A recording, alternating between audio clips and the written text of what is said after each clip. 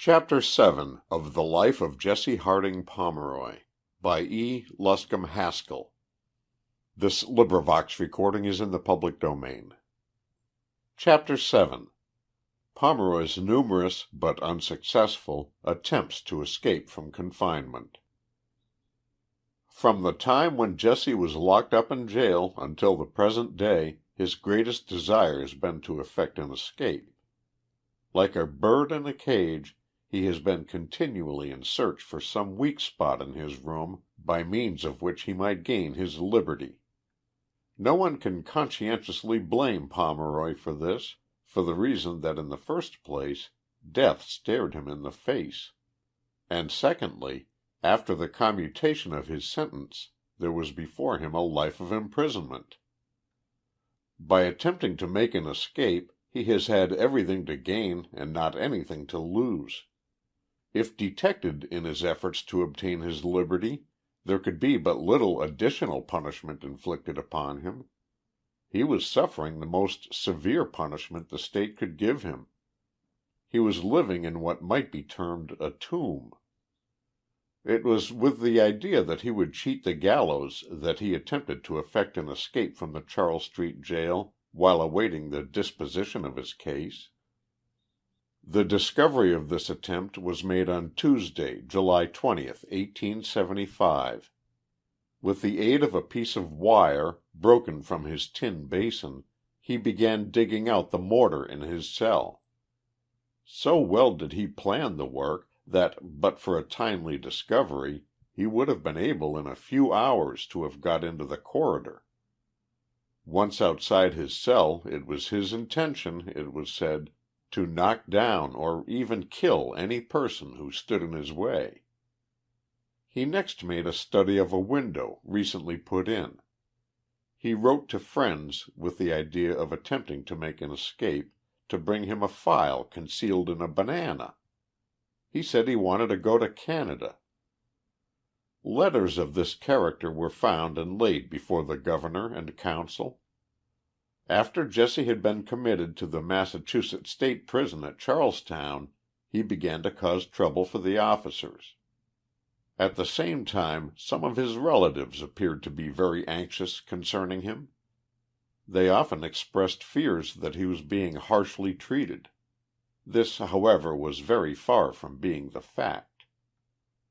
It was sometime in the year 1887, I think it was in the spring, when a relative of the convict urged that something be done for Jesse, who was suffering from an ingrowing nail on the big toe of the right foot. General Chamberlain, then warden of the prison, said that Pomeroy should be properly attended to in that particular. Dr. Latimer was the prison physician. He made an examination of the toe and concluded that the nail would have to be removed. It was decided to perform the operation on a Sabbath morning when everything about the institution would be more than ordinarily quiet.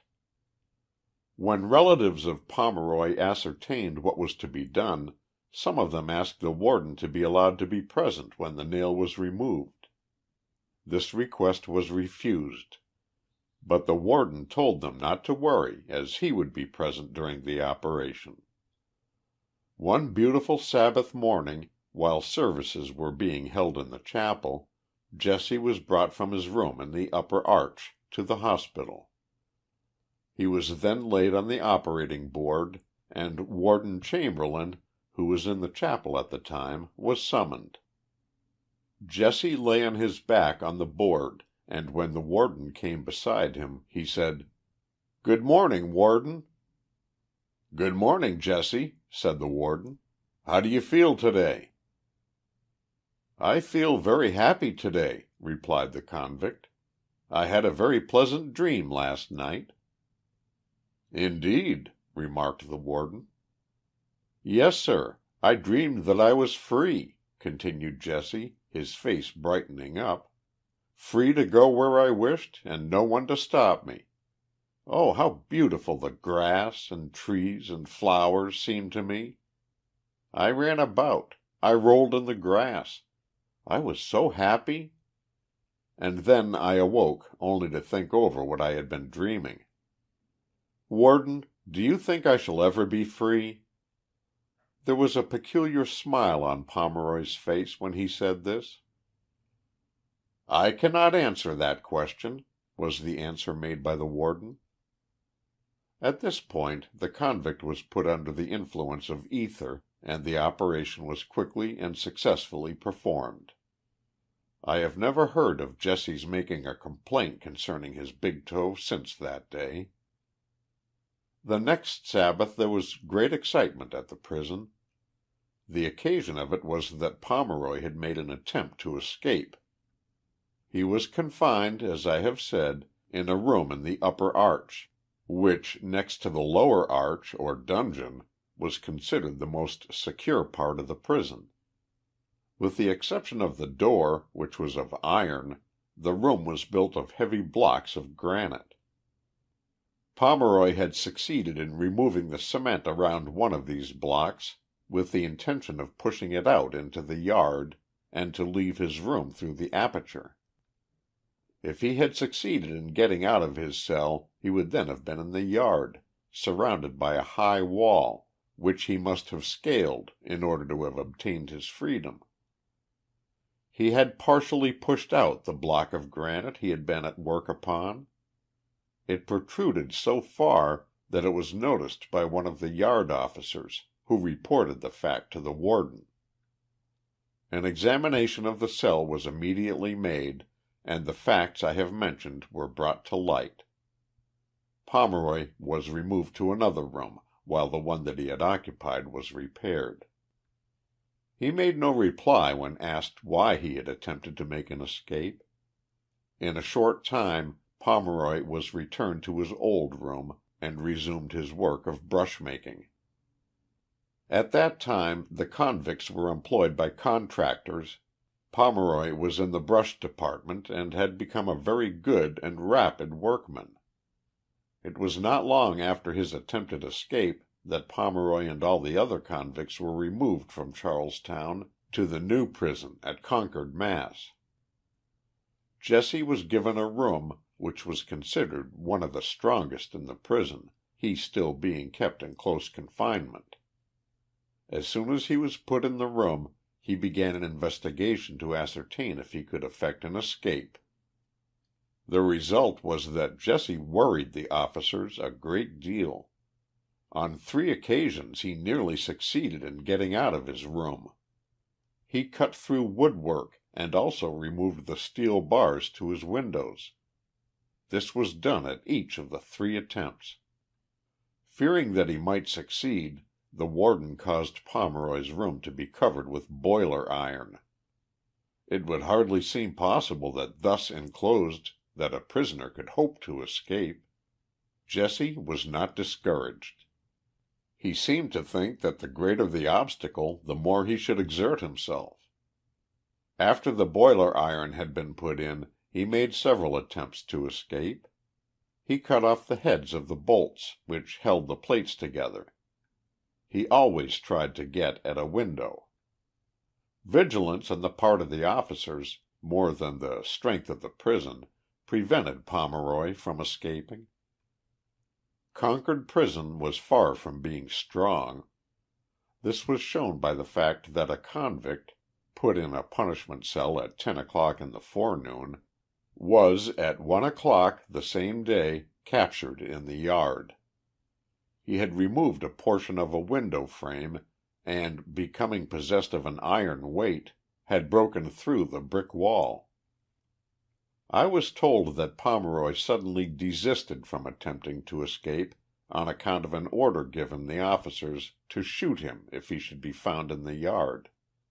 I will not vouch for the truth of the report. A revolt and a series of exciting scenes at the Concord prison had the effect not only of awakening a renewed interest in prison matters, but caused the return of the convicts to the old Bastile of the Commonwealth of Massachusetts in Charlestown. Pomeroy was again placed in close confinement in the upper arch. Soon after his return to Charlestown he began to make plans for an escape. He frequently cut the bars of the door of his room. In a short time the iron bars of his cell were removed and steel bars substituted. It was thought that no farther trouble, at least for some time, would be caused by the determined prisoner.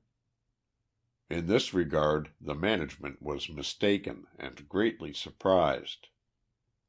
On Thursday, November 10, 1887, the officers and inmates of the prison were startled by the noise made by an explosion. An investigation showed that Pomeroy had been tampering with a gas pipe, which was around the outside of his cell. With the aid of a knife blade, which he had made into a saw, he removed the cement from between a number of the granite blocks comprising the walls of his cell, and had also sawn the gas pipe. To this pipe he attached a pipe of his own manufacture, made of cloth and paper, which he had pasted together. The cement he took from the wall he put in a pail, in such small quantities that it was not detected. He placed his bed blanket over the pipe before he lighted the gas. It was a wonder he was not killed. As it was, his eyes were injured. Had he not had the best of treatment at the hands of Dr. Sawin, there is but little doubt that he would have become blind. The explosion tore off the plastering in the hospital, rent the walls of the upper arch in several places, and did other damage.